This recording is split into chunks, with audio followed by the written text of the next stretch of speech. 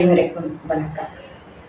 நாள் கணக்காக பல கதைகளை தேடி ஸ்கிரிப்ட் எழுதி சொன்னாலும் ஒரு நிமிட கதைக்கு இருக்கும் வரவேற்பு பாராட்டுதலுக்குரியது. எனவே நானும் இனி குட்டி கதைகள் சொல்லலாம் என்று நினைத்திருக்கிறேன். உங்களுடைய ஆதரவை எதிர்பார்க்கிறேன். நன்றி, வணக்கம். ஒரு மிருக காட்சி சாலையில் புலியுடன் ஒரு வெள்ளை புலியும் வசித்து வந்தது. அந்த வெள்ளை புலிக்கு தன்னை பார்க்கத்தான் பார்வையாளர்கள் அதிகமாக வருகிறார்கள் என்று ஒரு நினைப்பு. அதனால் அந்த வெள்ளை புலி அந்த புலியிடம் சொன்னது, உன்னை விட அதிக உணவு எனக்குத்தான் தேவை என்று நான் முதலாளியிடம் கேட்கப் போகிறேன் என்றது. அதற்கு அந்த புலியோ, உனக்கு அதிக உணவு தேவை என்றால் போய் கேள், என்னை விட அதிகம் என்று கேட்காதே, உனக்குத்தான் கேடு ஏற்படும் என்று கூறியது. ஆனால் வெள்ளை புலியோ கேட்காமல் முதலாளியிடம் சென்று கேட்டது. முதலாளியும் சிறிது நாட்கள் போகட்டும் என்றவாறு மேஜிக் பெயிண்டுகளை அந்த மிருகக்காட்சி சாலைக்குள் வைத்தார்.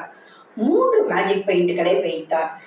எந்த புலி பொறாமை கொள்கிறதோ அதன் மீதெல்லாம் மஞ்சள் பெயிண்ட் ஒட்டிக்கொள்ளும் திட்டு திட்டாக.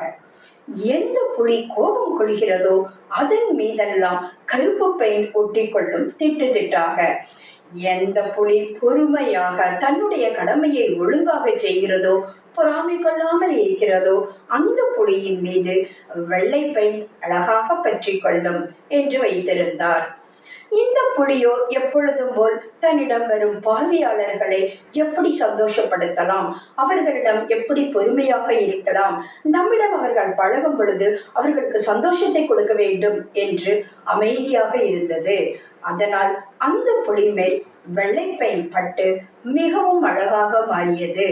வெள்ளை புலியின் நிலையை கூறவும் வேண்டுமோ, அது தன்னுடைய பொறாமையினாலும் கோபத்தினாலும் கருப்பு பெயிண்டும் மஞ்சள் பெயிண்டும் திட்டு திட்டாக கப்பட்டு அழகற்று காணப்பட்டது. நன்றி, வணக்கம்.